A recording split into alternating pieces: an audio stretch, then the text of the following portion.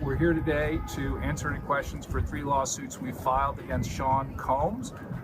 All of these cases involve the rape of men. The facts of the cases are all dramatically similar. They all involved drugging of these victims, raping by Sean Combs and others, and following the rapes, threats to the safety of each one of these victims. And we're here to obtain some justice for these people for events that have been traumatizing them ever since. So that's what I'm here for. If you have any questions, happy to answer.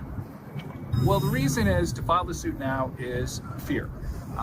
First of all, they're traumatized by the fact that they were raped by Mr. Combs, and then second of all, each one of them were threatened with bodily harm if they went public or they said anything to anybody. So there's strength in numbers. Now that it's public, now that Sean Combs is in jail, they feel comfortable coming out as under a pseudonym, and I know there's been a lot about why are they not announcing their names. I think most rape victims wouldn't want their names out in public, and they also don't want to end up with a target on their back. So that's one. Well, actually, they weren't all parties. There was only one that was a party. The other one, my client worked for Mr. Combs doing errands and things, and like a lot of rich guys, Sean Combs is cheap, and he didn't pay what he was supposed to do for the services that he was getting. And when my client went to meet with him to try to get paid for the work he had done, he was drugged and raped and threatened. And of course, he never got paid. One of them was a party out in the Hamptons where there were multiple rapes by multiple people.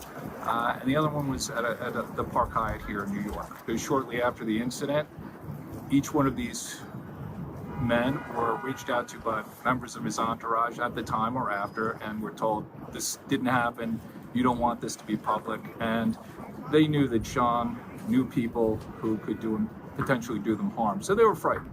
And were they ever offered to be paid off?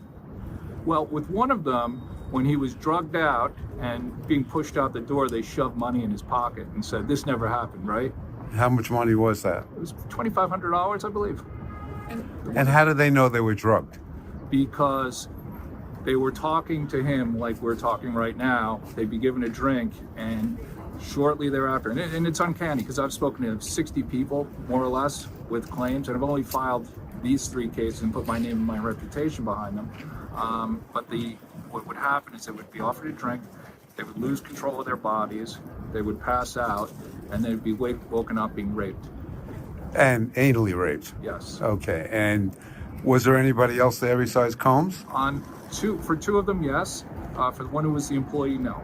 Okay. Can you tell us who the other people were? No, I cannot. They're not anybody famous, so I'm not making any claim like that.